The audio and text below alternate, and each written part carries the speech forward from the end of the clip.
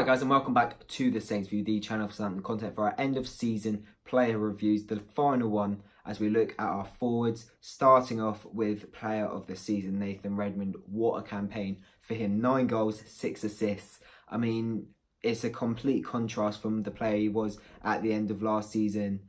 You know, well, he finished with 1 goal and that goal came at the end of the campaign. I think for him, it's been a real turnaround. You know, you look at his sort of trip to America as soon as last season finished, before pre-season, and he sort of got himself into shape, really sort of pulled his finger out, and you can see how it's helped him. I mean, that's been very well documented in our fan base throughout the last year in terms of his revival, his resurgence, and the whole of the season he's played superbly. I think, you know, you look at the beginning of the season under Hughes, I know he wasn't scoring, but he was still looking very, very sharp.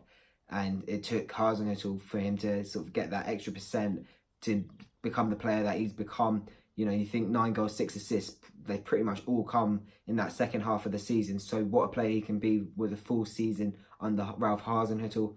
I think for him, he just needs to improve on getting to double digits. I think, honestly, that's all he needs to think about. Sometimes he frustrates me a little bit because he's made the wrong choice in terms of either playing it forward or trying to take a shot on, or even dribbling too much. So little things like that he can improve on, but definitely deserved player of the season, and I'll have to give him a 9 out of 10 for his superb campaign.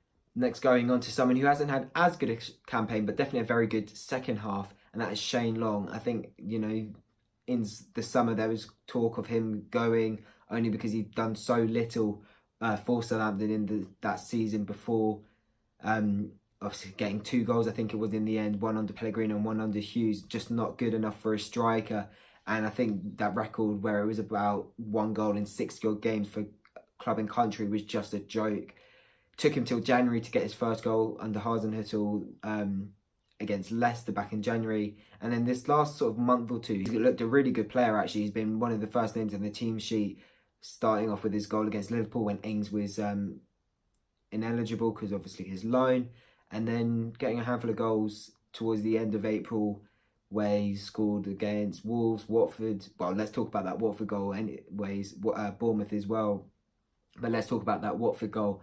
7.69 seconds into the game at Vicarage Road, the fastest ever Premier League goal. You know, another record for the club. And, you know, I think Long deserves it for his time and his services to the club. Now he looks like an asset though, which was something I didn't think I'd be saying around Christmas time, sort of halfway through the season, that Long is an asset for us next season. I think he's probably in the top 3 in terms of our strikers now. And obviously he won't be starting next year, but he's definitely a good option off of the bench. He offers at some sort of threat. You know, we talk about him being a workhorse.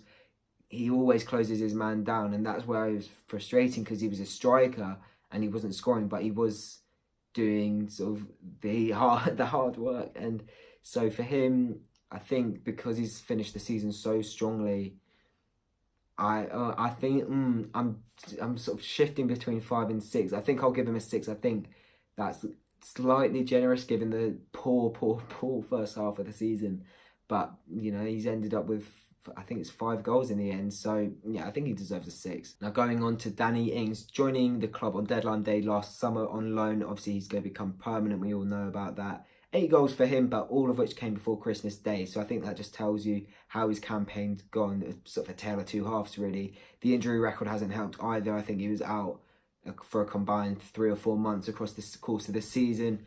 He missed a good sort of 2 months between February and April. Hasn't really been able to sort of kick on since then, but he's still a very good player. You know, you look at his goal contribution, maybe not scoring, but definitely assisting still. I think against Wolves he played a defence splitting pass for Redmond to score. You know, all round he's a very good footballer. We see him in rather deep positions, and that is because he's so good on the ball and his passing ability is fantastic. So fans calling for him as a waste of money because we've already paid the 20 million odd that we are going to pay post loan, I think are saying that's not justified. I think it's a bit of a joke because he's clearly a very good footballer, maybe won't score as many as we'd like, but I think this has been the first season when we've really felt like we've got a decent striker in our hands, because you know, we've had plenty that we've had to sort of mix up and go through over the course of the last 2-3 seasons. So for a rating, I think I'll give him 7 out of 10. Obviously, 8 goals is very good, a couple of assists as well. It's just a shame that he hasn't been able to add more to his tally post-Christmas, but definitely a very good player for us next season, and I think he'll end up being first choice striker unless we buy someone in. Now moving on to a striker that hasn't impressed at all this season, and it's very clear that he will be gone throughout the summer. Charlie Austin, 3 goals for him over the course of the season. One very important one actually against Arsenal, which ended up being the winner, but since pre-season for me he's just looked unfit. Honestly, I don't think he's just been good enough. I think especially that Hasenhüttl style of play just does not fit the mould at all, and that's why it looks like he's going to be off. The way his body language in the lap of appreciation did look like that was going to be the last time he'd see the Southampton fans. Cryptic tweets as well suggest that he will be off in the summer. And I think if you look at his entire Saints career, it's one where it's quite mixed. He scored some decent goals, very important goals as well. I think he's definitely lived up to the £4 million price tag, exceeded that. I think his first goal was probably worth about £4 million, scoring the winner off the bench at Old Trafford. The brace against Sparta Prague is one that sticks out for me as well. But I think it's been a shame because obviously injury has stopped him from becoming the big first choice striker. That's 15 odd goals a season that we've wanted and we've craved for a couple of years now. Yeah, it's a shame, but he's not an asset for us next season. He's got no future at the club, and I think it's the right time for him to go, and we'll give him a very warm send-off because he has been a good servant over the last 3.5 seasons. But in terms of rating, when you just look at this season, I have to give him a 3 out of 10, and that's only because he was able to score such an important goal. Otherwise, it'd be lower. Another player who just has not impressed me at all this season is Mo Elyounoussi. Came in for 16 million quid in the summer, and he's not justified a single £1 million, and probably not even a penny of that. Honestly, it's been so shocking from him. I think he's weak on the ball. He doesn't offer much up front going forwards, and he's a winger slash striker slash midfielder, wherever he wants to be playing. I don't really know because I forgot about him in all honesty. I think the fact that he isn't able to make the squad, let alone the bench, is a massive statement, and it's very clear to me that he'll be gone in the summer. I hope it's permanent though, because we need to stop loaning out players that we spent a lot of money on. We just have to accept that we're going to cut our loss and let him go. Started the season okay.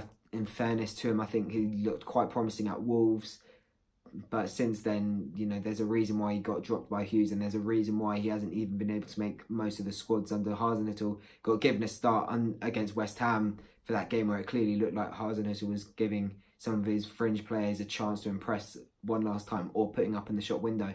He just didn't take his chance, did he? No shots, no forward passes, looked weak on the ball. It's got to be a 1 out of 10 for him. Honestly, a shocking campaign. Going on to someone who hasn't featured a lot this season, and I think that was quite expected, Sam Gallagher. Now, Gallagher did have 2 championship loans the 2 previous seasons, did okay, but he got given a chance this year, which I was quite happy to see. He's a Southampton Academy boy, so it's good to see our players be in the first team and in and around, but he's not really been given any chances at all under Hasenhüttl, under Hughes. I think a couple of appearances off the bench in the Cup, came off the bench at Brighton in the league a few months ago, looked okay. You know, we know he's a big guy and can hold the ball up, but honestly, I don't really see a future for him. I think with the strikers that we've got at the moment, it's more of a case of why he's still here. He will be looked at as someone really we need to move on, because he hasn't really done anything for the first team since his promotion from the academy. So I think I have to give him a 2 out of 10. He's not really done anything. He's looked okay. I'm only giving him 2 because I sort of sympathise with the fact that he's an academy boy. Otherwise, he'd probably get a 1 with Elyounoussi. And then finally, Michael Obafemi, someone who hasn't really seen a lot of action this season, but has gotten a goal to his name. Obviously, he got his first goal in the Premier League at Huddersfield back in December in Hasenhüttl's 3rd game as Southampton manager. And for me, I think he's a prospect, don't get me wrong, but it's very clear to me that he doesn't keep himself fit. He doesn't take it as seriously as he should do. You hear all these reports about how he messes around, and that's why he has had these injuries. Came in when Hughes didn't really have anyone else to go to. Back in November, he got his first appearance of the season at Man City. There was never anything he could do, but he looked all right. We played him in the Cup, played him in the league a couple of times. Eventually got his goal up at Huddersfield, like I mentioned. But since then, he hasn't really kicked on. Had that injury, came back like in the Arsenal game at the Emirates when we lost 2-0. Instantly comes straight back off with another injury. He's been out for the rest of the season. He needs a good pre-season under his belt. And I think he's, 19, 20 odd? So he's still very young and a very good prospect. But if he's going to be worth having in the squad, then he needs to sort of make an impact on the manager throughout pre-season, and then maybe a couple of cup appearances at the beginning of next campaign, maybe in and off the bench. I don't know, he might be able to get a goal or something like that. It was at least prove that he's worth keeping in and around the squad, and then he might have a good Southampton career.